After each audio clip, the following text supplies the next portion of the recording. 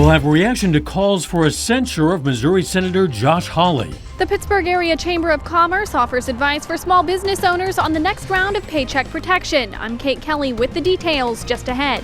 The 4 states' most watched news starts now. A Joplin business leader who is a major Republican campaign donor is calling for the U.S. Senate to censure Missouri Senator Josh Hawley. This is KOAM News at 6.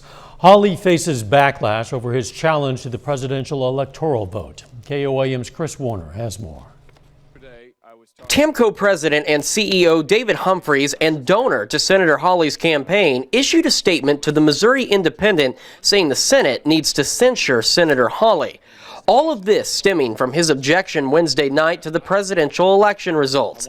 Violence broke out at the Capitol prior to the Senate meeting, and Republican Robert Stokes says it's important to separate the two.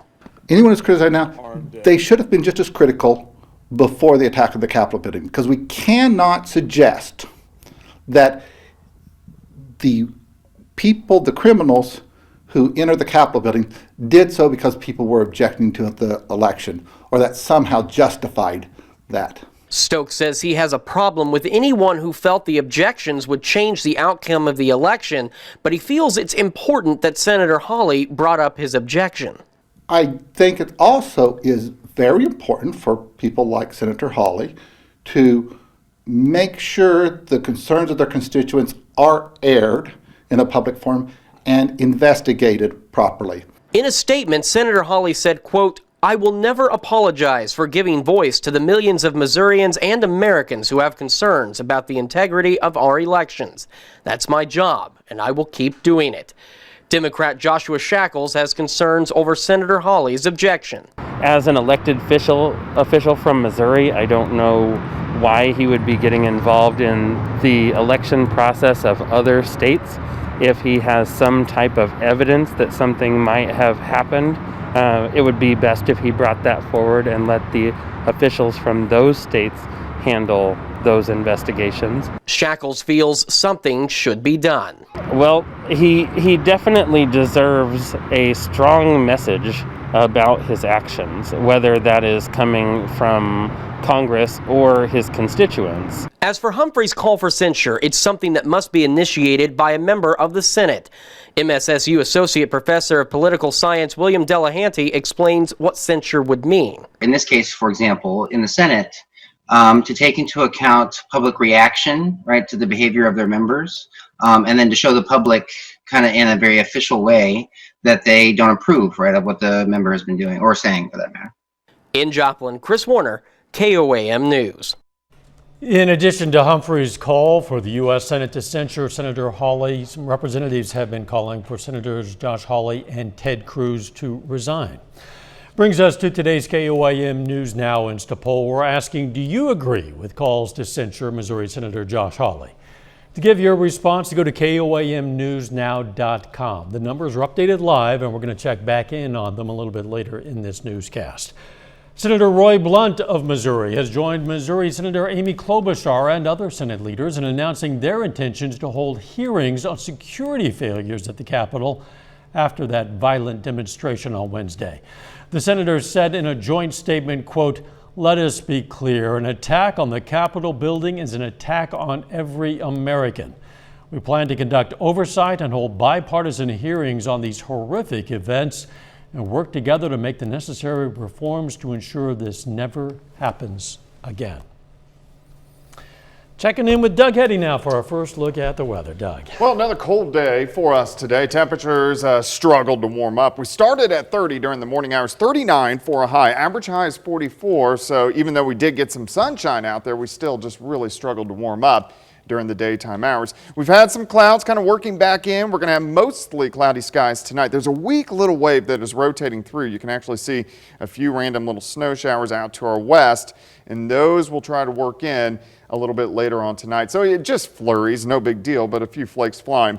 Mid-30s right now. We have this kind of northerly wind kicking in, making it feel a little bit colder than what it is. North winds at about 5 to 10.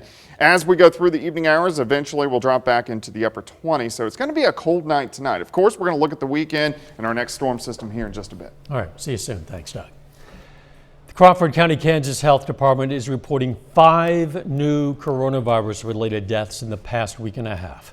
The county's death toll is now 34. The McDonald County Health Department is reporting 1 more death, bringing their death toll to 28. The Jasper County, Missouri Health Department reports 6 more deaths. Officials say the patients were all men with ages ranging from their 40s to their 90s. Jasper County's death toll is now 110. That does not include Joplin. The $900 billion Relief Act, signed into law by President Trump, granted additional funding for the Paycheck Protection Program, a forgivable loan program established by the CARES Act. The Pittsburgh Area Chamber of Commerce says that's good news for small businesses, but as KOAM's Kate Kelly reports, they need to be prepared for some changes. There's no doubt that the pandemic has hit small businesses hard. Even with community support, this Pittsburgh boutique owner admits it's been a challenge in the retail and service industry. I feel like we've weathered pretty well, but it hasn't been without its struggles. During the lockdown, it became important for us to pivot, go online, use social media selling. Adaptation and federal funding have helped businesses like Audacious Boutique stay afloat. And Selmy employs 4 part-time workers and 1 full-time employee. She's looking into this next round of paycheck protection to keep it that way. The IDL and then the PPP rounds have been really helpful in making sure that I can keep that full-time person employed. In its first wave, the program supported about 2,000 jobs in Pittsburgh alone, nearly $20 million. The Pittsburgh Area Chamber of Commerce expects more businesses to take part in this second round. Even some businesses that maybe weren't struggling quite as much when this was around last year are now, and so it couldn't come at a better time and will really help a lot of our businesses get through the time frame until the vaccine is more readily available and maybe things start to return to normal a little bit. There are some changes to the program this year. Loans are being capped at $2 million instead of $10 million, and the maximum number of employees has been reduced down from 500 to 300 to focus on helping smaller businesses. The Chamber says it pays to be organized. We encourage everybody to go ahead and get with your tax professional, get with your lending institution, because you do need to have your tax returns, you need to have payroll reports, you need to have rent information, utility information, because all that will be necessary to apply for paycheck protection. There are a lot of resources out there that people can tap into. It's just a matter of seeking them out and asking for help, and everybody's wanting to help and wants to get you the information that you need. In Pittsburgh, Kate Kelly, KOAM News. The program application is set to open next week. The Pittsburgh Area Chamber of Commerce is advising business owners to check for updates regarding paycheck protection on the Small Business Association website. The Miami, Oklahoma Police Department has released the name of a burglary suspect who was fatally shot early this morning. They say that suspect is 30-year-old Roger Nellums from Miami. Police say a homeowner killed Nellums as Nellums apparently tried to break into a home on the 900 block of B Street in Miami. A Carthage man is dead after a wreck last night. The Missouri Highway Patrol says 78-year-old James Robinson and 55-year-old Terry Abernathy, both of Carthage, were together heading east on County Road 80 when they hit a pickup parked in the road. Both were taken to the hospital where Abernathy died. Robinson is seriously injured. Still ahead, authorities search for vandals who left behind racist messages on 2 schools in Missouri. And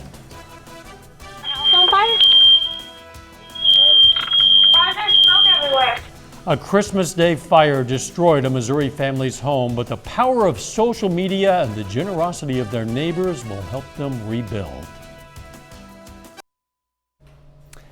Police are looking for the vandals who spray painted racist and other derogatory messages on buildings at 3 Kirkwood, Missouri schools.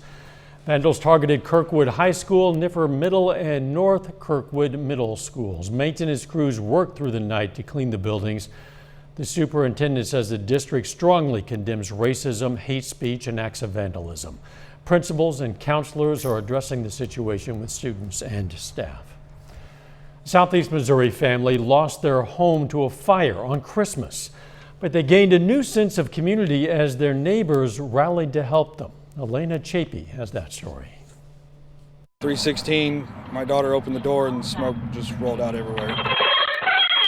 The house on fire?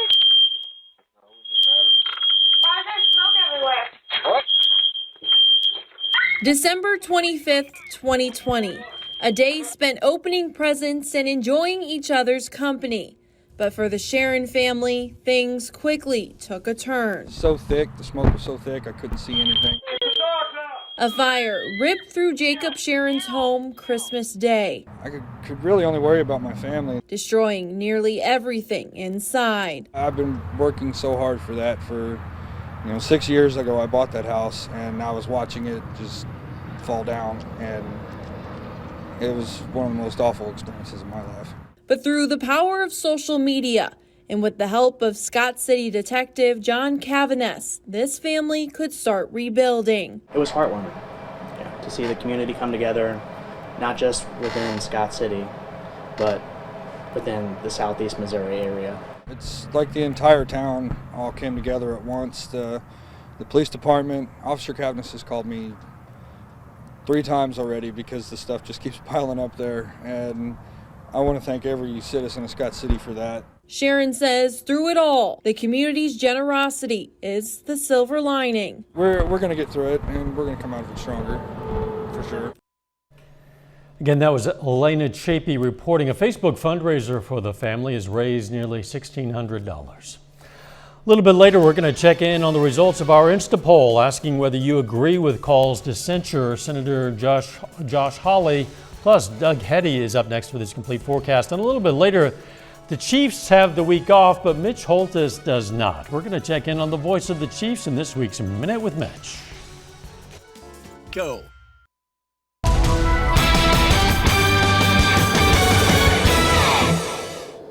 Well, it turned out to be another cold one for us today. Temperatures struggling to warm up. Average highs into the mid-40s. We only went into the upper 30s, and the clouds have kind of been thickening back up over the past several hours. We're going to get some flurries in here tonight. It's not a big deal, but a few flurries, a few light little snow showers. The weekend's going to also stay cold. We are going to see some sunshine, but we're kind of in a calm part of the pattern. Not a whole bunch is going on immediately here. Over the next few days, of course, you can always get my long-range forecast on my month-long blog. That is KOAMnewsnow.com.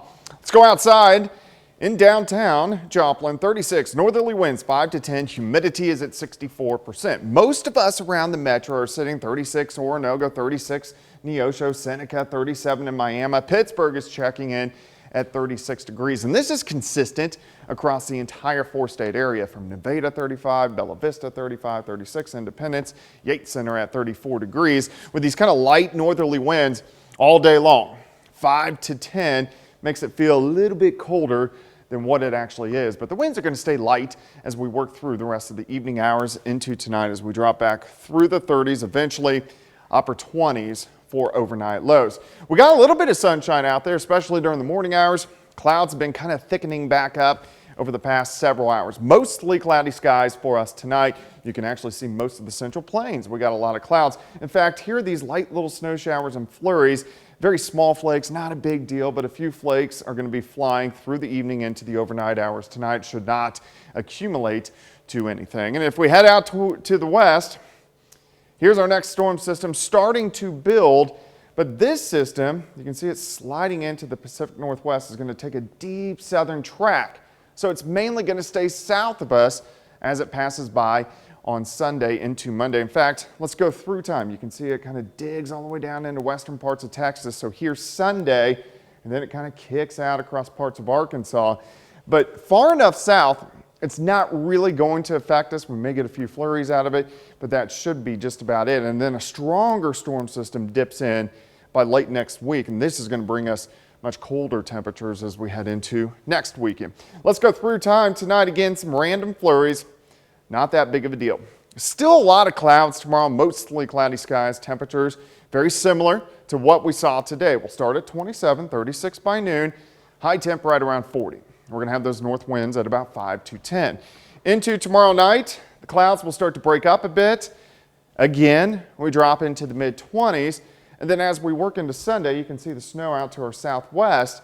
I think we will see a lot of clouds, but temperatures very consistent once again as we stay mainly into the upper 30s for afternoon highs. So it's going to be cold all weekend, but it's mainly going to be dry. Let's go 40 tomorrow, 39 on Sunday, back to 42 on Monday. Then we get a little stretch of pretty good temperatures. 52 Tuesday, 55 on Wednesday, 50 and dropping on Thursday. We're going to get some rain in here. We're going to have to watch that system, and then turning colder by next Friday and into next weekend. But no big storm systems for us, at least over the next several days. Just kind of gloomy January weather. I guess, but some highs in the 50s before the end of the week. Yeah, that's going to be nice to have after a cold stretch here. You bet. Thanks, Doug. This is a Google Maps view of downtown Joplin. Kind of plain, isn't it? You can't even really quickly spot the cool places to visit. Well, that's no longer a problem thanks to a Joplin artist. This map, created by Eric Hahn, is not only more visually appealing, it highlights some of the best places to visit downtown, they say. The maps are available at local businesses like Carmine's and Joplin Avenue Coffee Company.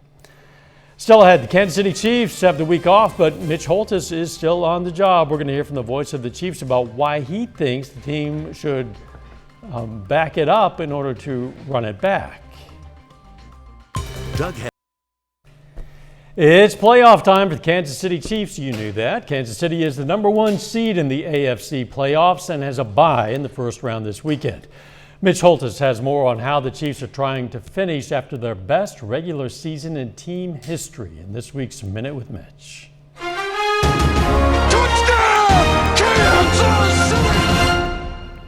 Can you back it up? It's a question that's asked a lot. For the Chiefs in their history, it's a question that was answered no until this season. Just look at the Chiefs' background. The year after the 1962 AFL Championship, they finished 5-7-2, no playoffs. The year after their 1966 Super Bowl I appearance, no playoffs. After they won Super Bowl IV, they didn't make the playoffs. The year after they appeared in the 1993 AFC Championship game, they barely made the postseason with a disappointing 9-7 record. And now heading into the playoffs, the year after they won Super Bowl 54, the Chiefs have the 1 seed in the AFC after their most successful regular season in franchise history.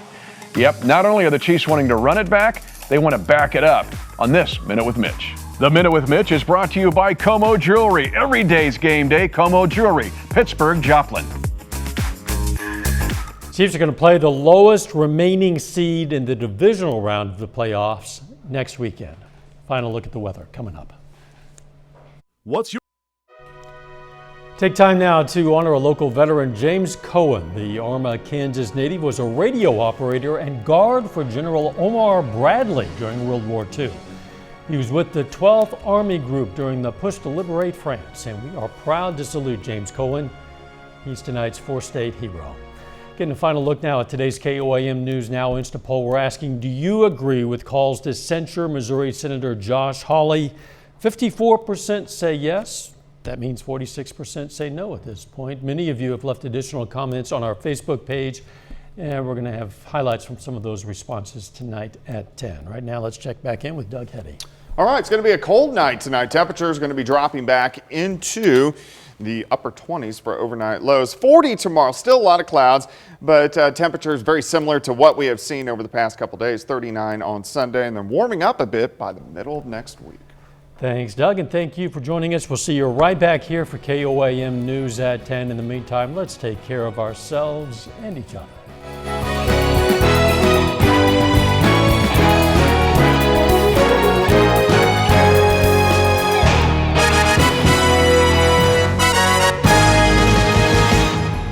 If you see news